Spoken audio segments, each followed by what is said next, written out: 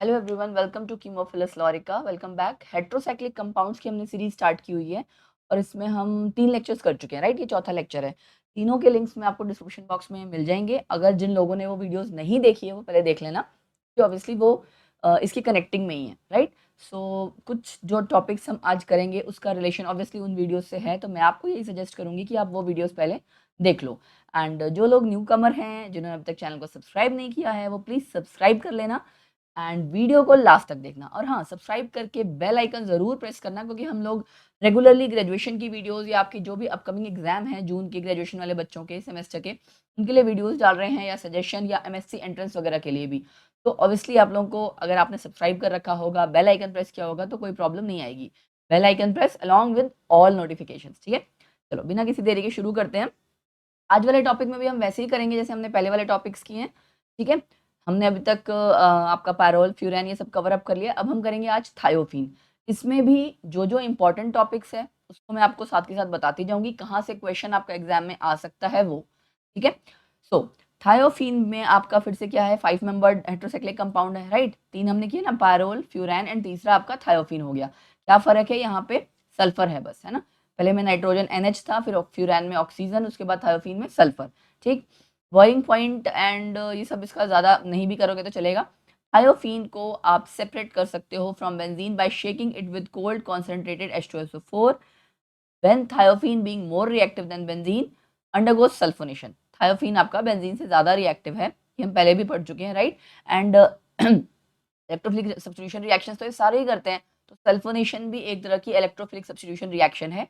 ये आसानी से कर जाएगा और क्या बना देगा, थायोफीन टू सल्फोनिक एसिड। वो आपका सल्फ्यूरिक एसिड में डिसॉल्व हो जाता है, लेकिन बेंजीन की ऐसी कोई रिएक्शन नहीं होती है, ठीक है। तो जो आपको सॉरी, जो आपकी सल्फ्यूरिक एसिड वाली लेयर है उसको सेपरेट कर लिया जाता है एंड उसको फर्दर क्या किया जाता है, ट्रीट किया जाता है, सो दैट आपका थायोफीन रिकवर हो जाए, ठीक है। सो ये तो जस्ट जनरल नॉलेज के लिए, इसके मतलब इन जनरल आपको पता होना चाहिए। प्रैक्टिकल आप ये कह सकते हो कि प्रैक्टिकली हम इसको कैसे रिकवर कर सकते हैं, राइट। बेंजीन के साथ अगर मिक्सड अप है तो कैसे हम इसको एक्सट्रैक्ट कर सकते हैं वहां से, ठीक है। तो उसके लिए खाली, अदरवाइज इसके रिगार्डिंग कोई क्वेश्चन नहीं आएगा। नेक्स्ट क्या है, फिर से वैसे ही मेथड्स ऑफ प्रिपरेशन या सिंथेसिस, जिसमें आपका सबसे पहले है सोडियम सक्सीनेट से। सोडियम सक्सीनेट से सक्सिनिक एसिड किया था ना आपने, उसी से सोडियम सक्सीनेट सॉल्ट है। P2S3 से आप इसको ट्रीट करोगे, ठीक है। क्या आ जाएगा आपका, यहाँ पर बन जाएगा फॉस्फोरस ट्राइसल्फाइड, इसे हम बोलते हैं P2S3। इससे आप जब ट्रीट करोगे तो थायोफीन डायरेक्टली बन जाएगा, ठीक। एसिटाइलिन से करोगे, लेकिन अब यहाँ पे क्या यूज करना पड़ेगा, H2S। याद है सबसे पहले वाले में एसिटाइलिन से अमोनिया यूज किया था, यहाँ पे H2S यूज किया, एल्यूमिना यूज किया, 673 केल्विन, थायोफीन प्लस हाइड्रोजन। तो बहुत इंपॉर्टेंट नहीं, अभी तक नॉर्मली पढ़ा रही हूँ मैं। ये आ गया बहुत इंपॉर्टेंट वाली रिएक्शन, पाल नॉट सिंथेसिस। फिर से वही फिर से हमने वही लिया है, हेक्सेन 2,5 डायोन, है ना। क्योंकि जितने भी आपकी पालनॉट सिंथेसिस हैं इसमें सब में डाइकीटोन्स ही लिए जा रहे हैं। तो हमने बस ये ध्यान रखना कहाँ पे 1,3 डाइकीटोन्स है, कहाँ पे 1,4 डाइकीटोन्स है, इस चीज़ का ध्यान रखना, ठीक है। तो आपने डाइकीटोन लिया, इसको आप ट्रीट करोगे P2S3 या P2S5 से, एंड फाइनली आपका यहाँ पे फिर से क्या बन जाएगा, थायोफीन का डेरिवेटिव। क्योंकि ये वाली आपकी जो सिंथेसिस है या ये मेथड ऑफ प्रिपरेशन, ये आपका जो मेन कंपाउंड है उसके डेरिवेटिव बनाने के लिए, और तीनों में ही आपका इस साइड में मिथाइल मिथाइल लगता है ना, क्योंकि आप कंपाउंड सेम ही ले रहे हो, राइट। तो ये वाली इंपॉर्टेंट रिएक्शन है। मैकेनिज्म अभी तक किसी का नहीं है। फिजिकल प्रॉपर्टीज सेम वैसी ही है जैसे आपकी पहले वाली थी। इसकी स्मेल बेंजीन जैसी है, बाकियों की आपकी क्लोरोफॉर्म जैसी थी। ये भी इनसॉल्युबल इन वाटर है एंड मोस्टली आपका सॉल्युबल है ये ऑर्गेनिक सॉल्वेंट्स में, जितने भी ऑर्गेनिक सॉल्वेंट्स है उसमें ऑलमोस्ट सॉल्युबल है, ठीक है। फिर केमिकल प्रॉपर्टीज के नाम पे फ्यूरैन एंड पायरोल की तरह ये भी एरोमेटिक नेचर शो करता है। ये हम सबसे पहले लेक्चर में ही पढ़ चुके थे, क्यों शो करता है, कैसे शो करता है, एक्सप्लेन करना, ये सब हम पढ़ चुके हैं, ठीक है। लीस्ट रिएक्टिव है इन सब में से ये मैंने आपको क्वेश्चन याद है फर्स्ट लेक्चर में बताया था, तभी मैंने कहा बेटा जितने लेक्चर में करा रही हूँ इसके हेट्रोसाइक्लिक के, वो सारे करना। एरोमेटिक करेक्टर वाला आपका जो क्वेश्चन था बिल्कुल स्टार्टिंग में, वो इंपॉर्टेंट है। वो कंपैरिजन जो है ना वो पूछा जाता है एग्जाम में, तो उसको कर लेना, ठीक है। तो डिस्क्रिप्शन में मैंने पहले ही आपको बता दिया, लिंक्स आपको सारे मिल जाएंगे, अगर किसी ने नहीं देखा है तो देख लेना। वो शॉर्ट शॉर्ट क्वेश्चन है जो एग्जाम में आएंगे, ठीक। तो लीस्ट रिएक्टिव है इन सारों में से ये, इसमें कोई बेसिक प्रॉपर्टीज नहीं होती है और ये काफी हद तक स्टेबल है एसिड्स के लिए in comparison to furan and pyrrole, ठीक है। सबसे कम ज्यादा कम रिएक्ट करता है ये। जो मेन रिएक्शन इसकी है वो वही है, फिर से इलेक्ट्रोफिलिक सब्स्टिट्यूशन रिएक्शन। कहाँ पे अटैक करेगा, सेकेंड पोजीशन पे, जैसे बाकी दोनों में भी होता था। क्यों होता था सेकंड पोजीशन पे, उसका भी रीजन हम पहले कर चुके हैं, वो क्वेश्चन जरूर कर लेना, है ना, जिसमें आपको याद है रेजोनेटिंग स्ट्रक्चर्स लिखने थे। यहाँ पे भी सेम वही चीज है। ये चार्ट आ गया फिर से, जो कि आपका बहुत ही इंपॉर्टेंट है। Nitration, nitric acid acetic anhydride की प्रेजेंस में, ठीक है, तो रिएक्टिव है, इस वजह से हमें मतलब एसिड यूज, सॉरी, हमने याद है आपको, हमने कई बार किया था कि हमने एसिड यूज नहीं करना है, कॉन्सेंट्रेटेड एसिड, क्यों, क्योंकि पॉलीमराइज हो जाते हैं ये। तो यहाँ पे भी फिर से वही हमने एसिटिक एनहाइड्राइड यूज किया है, एसिड यूज नहीं किया है। नाइट्रेशन सेकंड पोजीशन पे नाइट्रो लग गया। सल्फोनेशन, यहाँ पे क्या लग गया, सल्फोनिक एसिड SO3H लग गया सेकंड पोजीशन पे। Friedel Crafts acylation, guys sorry अगर आपको थोड़ा सा सुनने में दिक्कत हो पा रही है, क्योंकि मेरे गले खराब की वजह से हो सकता है थोड़ी सी दिक्कत आ रही हो, so I am really sorry for that, ठीक है। फ्रीडल क्राफ्ट एसाइलेशन आपका H3PO4 की प्रेजेंस में यहाँ यूज आप कर रहे हैं, पहले में नहीं करते थे हम, ठीक है, तो यहाँ पे भी सेकंड पोजीशन पे एसिटाइल ग्रुप लग जाएगा आपका। फिर है एसाइलेशन आपका, ये दो तरह से, ये आपका एसाइलेशन दो अलग अलग से दिखाया गया है, क्योंकि यहाँ पे एसिटिक एनहाइड्राइड यूज किया, यहाँ पे देखो क्या यूज किया है, फिनाइल वाला पार्ट यूज कर दिया, आर पार्ट आपका फिनाइल ले लिया, C6H5COCl, तो वो यहाँ पे लग जाएगा। टू बेंजोइल थायोफीन, अब एग्जाम में पता कैसे आएगा, what will happen when thiophene react with C6H5COCl, right, या फिर आपका ये लिखा होगा कंप्लीट द रिएक्शन लिखा हुआ आ गया, how will you prepare two benzoyl thiophene from thiophene, इस तरह से क्वेश्चन पूछ लिए जाते हैं, तो ये चार्ट जरूर कर लेना। फिर क्लोरोमिथाइलेशन CH2Cl लगेगा यहाँ पे, इसकी रिएक्शंस थोड़ी सी डिफरेंट है बाकियों से, बट ऑलमोस्ट वैसी जैसी है। इसमें ये आपको याद है विल्समेयर हैक रिएक्शन, जिसमें एल्डिहाइड ग्रुप लगता है सेकंड पोजीशन पे, राइट, POCl3 की प्रेजेंस में, और सेम सेम कंपाउंड है, सेम रिएजेंट है। फिर मर्क्यूरेशन, ये भी आप पहले कर चुके हो, जहाँ पे HgCl लगता है। कई रिएक्शन सेम है, कुछ आपकी नई आई है, जैसे ये वाली, ये दोनों नई आई हैं, बाकी ऑलमोस्ट आपकी सारी आ चुकी है ना, जैसे आपने फ्यूरैन में एंड पैरोल में की थी, ठीक है। ये हो गई इलेक्ट्रोफिलिक सब्स्टिट्यूशन रिएक्शन आपकी। अब इसके मेन पॉइंट्स में सबसे पहले क्या है कि क्लोरीनेशन जब आप थायोफीन की करते हो तो आपका मिक्सचर मिलता है आपको, ठीक है, मिक्सचर किसका, 2-chloro-2,5 डाइक्लोरोथायोफीन का, मतलब ये और ये, इसका मिक्सचर मिलेगा। इसी तरह से जब आप ब्रोमीन से रिएक्ट कराते हैं तो 2,5 डाइब्रोमोथायोफीन मिलता है, ठीक है। और मोनोहेलोजन डेरिवेटिव पाने के लिए आपको क्या करना पड़ता है, ये रिएक्शन, तो एग्जाम में ये क्वेश्चन पहले आ रखा है कि आपका 2-chlorothiopheने अगर आपको बनाना है थायोफीन से, तो बच्चे को पता होना चाहिए कि क्लोरीनेशन 243 केल्विन पर डायरेक्टली नहीं करेंगे, वहां पे मिक्सचर ऑफ प्रोडक्ट बनेंगे। अगर आपको खाली मोनोहेलोजन डेरिवेटिव चाहिए या बोल रखा हो 2-chlorothiopheने बनाओ, तो आपको सल्फ्यूरिल क्लोराइड यूज करना है 243 केल्विन पे, ठीक है, तो ये क्वेश्चन जरूर कर लेना। इसी तरह से आपका ब्रोमीन का भी है, ठीक है, ये देखो आप थायोफीन का I2 के साथ जब रिएक्शन करवाओगे तो 2-आइडोथायोफीन बना है ना। ब्रोमीन का भी आपका क्या है, यहाँ पे देखो आपका क्या था, 2,5 डाइब्रोमोथायोफीन बन रहा था, अगर आप ब्रोमीन को बेंजीन की प्रेजेंट में रिएक्ट करवाते हो थायोफीन से, लेकिन आप NBS यूज करते हो, ये वाली भी इंपॉर्टेंट रिएक्शन है। एन ब्रोमोसक्सिनिमाइड जब यूज किया जाता है तो आपका मोनोहेलोजन डेरिवेटिव बनेगा और सक्सिनिमाइड निकल जाएगा एज अ बाय प्रोडक्ट। तो ये दो रिएक्शंस यहाँ पे काफी इंपॉर्टेंट है। फिर बेंजोइन कंडेंसेशन या कैनिजारो, जैसे आपने पहले भी किया था ना फर्फ्यूरल वाला, याद है, thiophene 2 carboxaldehyde like furfural and benzaldehyde undergo Cannizzaro reaction, ये इस टाइप की चीज आप पहले भी फ्यूरैन में कर चुके हैं। तो इस कंपाउंड को आपने लिया, कैनिजारो रिएक्शन करवाई, ऑब्वियसली NaOH की प्रेजेंस में, एक्वस NaOH की प्रेजेंस में, एक में आपका क्या होता है अल्कोहलिक पार्ट CH2H बनेगा, एक में आपका एसिडिक पार्ट बनता है जिसका आप सोडियम यूज कर रहे थे तो सोडियम सॉल्ट बन जाता है, ठीक है। Benzoin condensation, sorry Cannizzaro reaction आप ऑलरेडी कर चुके हैं +2 में, जब एल्डोल कंडेंसेशन करते हो, कैनिजारो रिएक्शन करते हो, वही सेम रिएक्शन है, ठीक है। फॉर्मल्डिहाइड से जैसे आपका फॉर्मिक एसिड और मिथाइल अल्कोहल बनता था, वही सेम चीज है कि एक अल्कोहल बनेगा, एक एसिडिक पार्ट से आपका सॉल्ट बन जाता है या एसिड बन जाता है कभी कभार, ठीक है। तो दोबारा से हमने ये कंपाउंड लिया एल्डिहाइड ग्रुप वाला, अब इसको हमने किससे ट्रीट किया, अल्कोहलिक केसियन से, बेंजोइन कंडेंसेशन कर दिया, फिर से आपका ये कंपाउंड बन गया। मैंने याद है उसमें भी फ्यूरैन में भी यही बताया था, साइड साइड में फ्यूरैन, सेंटर में CHOHCO, थायोफोइन, राइट। सो इसी तरह से आपको जैसे फ्यूरैन में किया था वैसे यहाँ पे भी आ जाएगा। तो ये वाली आपकी इंपॉर्टेंट है रिएक्शंस, ये वाली, ठीक है। अब उसके बाद है एन ब्यूटाइल लिथियम के साथ जब रिएक्ट करेंगे तो आपका क्या होगा, ड्राई ईथर की प्रेजेंस में लिथियम यहाँ अटैच हो जाएगा, सिर्फ लिथियम हो जाएगा, यहाँ इस पार्ट का कोई लेना देना नहीं है, ठीक है ना। अब नेक्स्ट स्टेप में क्या किया, कार्बन डाइऑक्साइड से रिएक्ट करवाया, डाइल्यूट HCl से उसके बाद रिएक्ट करवा देंगे, हाइड्रोलिसिस करवाएंगे तो इसका एसिड बन जाता है, ये रिएक्शन जरूर कर लेना, ठीक है। 2-thiophenol carboxylic acid can also be prepared from 2-bromothiophene via Grignard reagent। ठीक है, ये नहीं भी करोगे तो चलेगा, लेकिन ये जरूर कर लेना। ठीक, फिर नेक्स्ट है 2-ब्रोमोथायोफीन को जब आप ग्रिग्नार्ड रिएजेंट के साथ वैसे ही आपने रिएक्ट करवाया, ये देखो ग्रिग्नार्ड रिएजेंट आ गया ना। ये वाली आप चीजें जो है ना MgBr मतलब ग्रिग्नार्ड रिएजेंट का इस्तेमाल करके कार्बन डाइऑक्साइड डाइल्यूट HCl से ट्रीट करवाओगे। ये आपने किया होगा कार्बोक्सिलिक एसिड, कभी भी जब आपने +2 वाला चैप्टर पढ़ा होगा उसके बेसिक्स में आता है। ठीक है, कि आपको कार्बोक्सिलिक एसिड बनाना है तो आप ऐसे बना सकते हो। फिर है आपका नेक्स्ट रिडक्शन। बर्च रिडक्शन का मतलब क्या है? लिक्विड अमोनिया और सोडियम की प्रेजेंस में जब आप रिएक्शन करवाते हैं, सोडियम इन लिक्विड अमोनिया, उसे आप नाम देते हो बर्च रिडक्शन। ये आपका क्या कंपाउंड देता है? आप देख सकते हो 2-थायो, ठीक है, 2,3-डाईहाइड्रोथायोफीन एंड 2,5-डाईहाइड्रोथायोफीन। ये रिएक्शन इंपॉर्टेंट है, इसको कर लीजिएगा, ये रिडक्शन के टाइम पे होता है। ठीक है, लेकिन थायोफीन की अगर आप कैटालिटिक रिडक्शन करते हो, कैटालिटिक रिडक्शन मतलब कि आप रेने निकल इस्तेमाल कर रहे हो या पैलेडियम इस्तेमाल कर रहे हो, तो उसमें क्या बनेगा आपका? यहाँ पे भी डिफरेंट प्रोडक्ट्स हैं। पैलेडियम में देखो क्या बना, टेट्राहाइड्रोथायोफीन।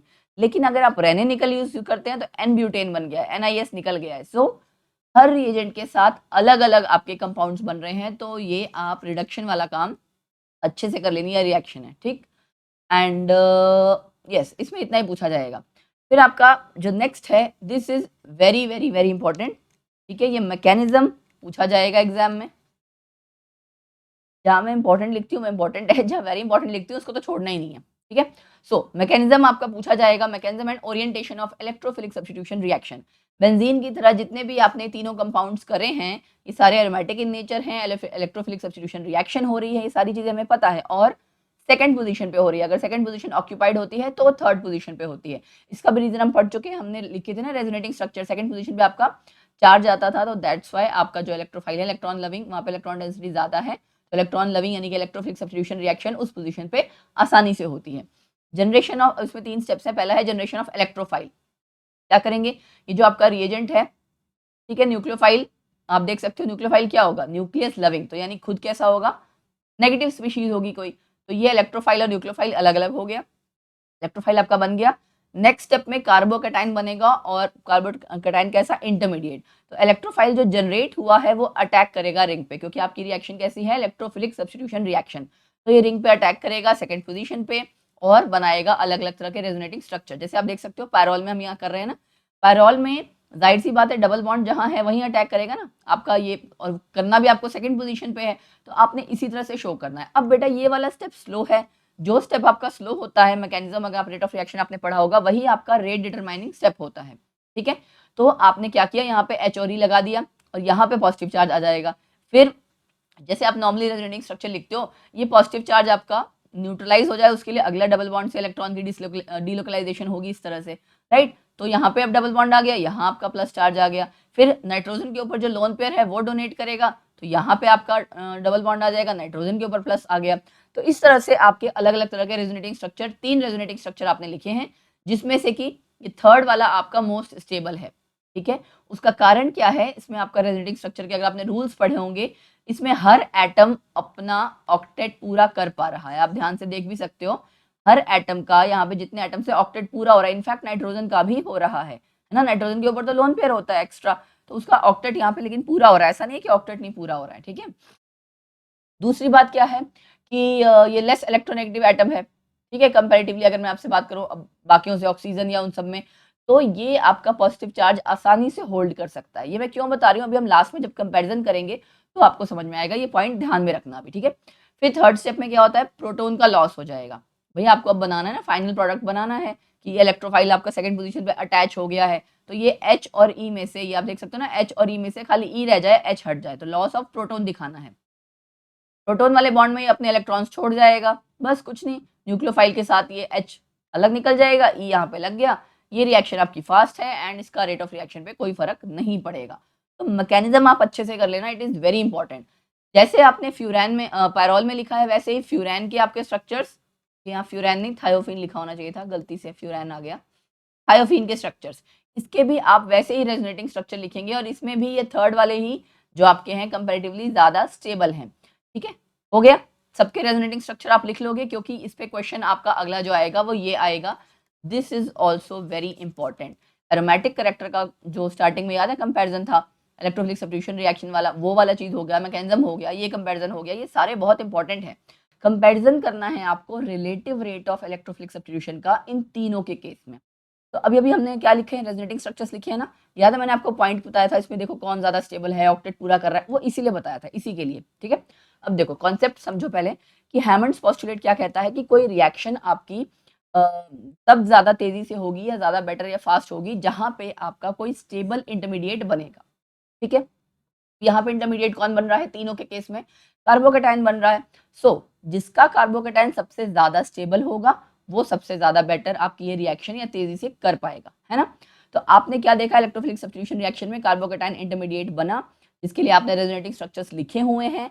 अब उनमें से जिसके भी आपने तीनों के लिखे ना कार्बोकेटाइन इंटरमीडिएट, हर के जब आपने रेजोनेटिंग स्ट्रक्चर लिखे हैं, जैसे पैरोल के लिखे, फ्यूरैन के, सबके आगे 3-3 आए हुए हैं इंटरमीडिएट्स के, राइट। उनमें मैंने आपसे कहा था कंपैरिजन करो कि किसका कार्बोकेटाइन सबसे ज्यादा स्टेबल है, किसका के बजाय पहले उन 3 में से ही देख लो कौन ज्यादा स्टेबल है। तो सब में आपके जो थर्ड स्ट्रक्चर है, थर्ड वाला जो स्ट्रक्चर था वो सबसे ज्यादा स्टेबल है, क्योंकि उसमें हर एक एटम पे ऑक्टेट पूरा हो रहा है, यही बताया था ना मैंने आपको। वो इसी वजह से बताया था कि आपको यहाँ वो पॉइंट मेंशन करना पड़ेगा कि जब आप रेजोनेटिंग स्ट्रक्चर लिख रहे हैं, चाहे पैरोल का, चाहे फ्यूरैन, चाहे थायोफीन, उसमें सब में आपके 3-3 स्ट्रक्चर्स लिखे जा रहे हैं, और जो तीसरा स्ट्रक्चर है वो सबके सारों के केसेस में मोस्ट स्टेबल है। क्यों? क्योंकि हर एटम उसमें ऑक्टेट पूरा कर रहा है। यहाँ तक बात क्लियर हो गई।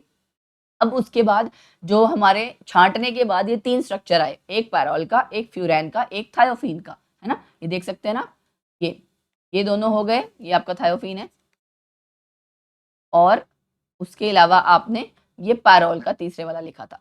इन तीनों का कंपैरिजन अब किया जा रहा है, ठीक है, कि इन तीनों में से कौन ज्यादा स्टेबल है। तो मैं आपको बता दूं, रेजोनेंस का एक बड़ा सिंपल सा कॉन्सेप्ट है कि जो आपका लेस इलेक्ट्रोनेगेटिव एटम होता है वो पॉजिटिव चार्ज अच्छे से होल्ड कर पाता है, और वो स्ट्रक्चर आपका ज्यादा स्टेबल माना जाता है। जाहिर सी बात है, लीस्ट इलेक्ट्रोनेगेटिव कौन है यहाँ पे, नाइट्रोजन, इन सब में से, ठीक है ना। मतलब ऑब्वियसली सल्फर है, मतलब अगर आप कंपैरिजन करोगे, बट ओवरऑल अगर हम बात करें तो पहले पैरोल और फ्यूरैन की, तो उसमें नाइट्रोजन लेस इलेक्ट्रोनेगेटिव है, तो वो बेटर पॉजिटिव चार्ज को होल्ड कर पाएगा। तो कार्बोकेटाइन इंटरमीडिएट इसके वाला पैरोल वाला आपका फ्यूरैन से ज्यादा स्टेबल हो गया, फ्यूरैन पैरोल में हो गया। अब बात आती है सल्फर। सल्फर के केस में दिक्कत क्या आती है कि सल्फर का साइज बड़ा है, तो उसमें 3p ऑर्बिटल्स हैं। 3p ऑर्बिटल्स उतने बेटर ओवरलैप नहीं कर पाते with 2p orbitals of carbon. जाहिर सी बात है, साइज का डिफरेंस आ जाएगा। तो अगर प्रॉपर ओवरलैप नहीं कर पा रहे हैं, तो वो जो आपका पाई सिस्टम या पाई इलेक्ट्रॉन क्लाउड बन रहा है वो भी उतना इफेक्टिव नहीं बन पाएगा, राइट। जब वो इफेक्टिव नहीं बनेगा तो जाहिर सी बात है वो सिस्टम आपका कंपैरेटिवली अनस्टेबल होगा या कंपैरेटिवली कम स्टेबल होगा, फ्यूरैन से भी कम, ठीक है। सो दैट्स व्हाई जो आपका कार्बोकेटाइन रिजल्टिंग फ्रॉम थायोफीन है, it is even less stable then that of फ्यूरैन, तो फ्यूरैन से भी कम स्टेबल आ गया। अब बात आई बेंजीन की। बेंजीन में कोई हेटेरो एटम ही नहीं है, रेजोनेटिंग स्ट्रक्चर ही आप ज्यादा नहीं लिख पाते हो, तो बेंजीन इनमें सबसे पीछे आएगा, सबसे लीस्ट आप कह सकते हो नंबर पे, लास्ट नंबर पे आएगा, ठीक है। लीस्ट यानी कि रिएक्शन को रिस्पॉन्ड करेगा इन चारों के कंपैरिजन में, मैं कह रही हूँ, ठीक है ना। तो अब रिएक्शन की अगर आप बात करो रिलेटिव रेट्स की, तो क्लैरिटी आ गई। पैरोल सबसे ज्यादा रिएक्टिव, नाइट्रोजन वाला, फ्यूरैन उसके बाद, फिर थायोफीन, एंड देन बेंजीन, ठीक है। तो ये जो आपका ट्रेंड है ये आप अच्छे से कर लेना, और ट्रेंड आपने पहले भी कर रखा है पहले वाले लेक्चर में, उसको भी अच्छे से कर लेना, ठीक है। सो आई होप आपको कॉन्सेप्ट अच्छे से क्लियर हो गए होंगे। 4 हम लेक्चर्स कर चुके हैं हेटेरोसाइक्लिक कंपाउंड के, इनको अच्छे से कर लेना, ठीक है, और एक एक करके साथ के साथ रिवाइज करते जाओ ताकि तुम्हारे एग्जाम की प्रिपरेशन होती जाए। आगे वाले लेक्चर्स हम फिर आगे फर्दर करेंगे, पहले इनको अच्छे से रिवाइज कर लेना, ठीक है। तो बाय बाय, टेक केयर।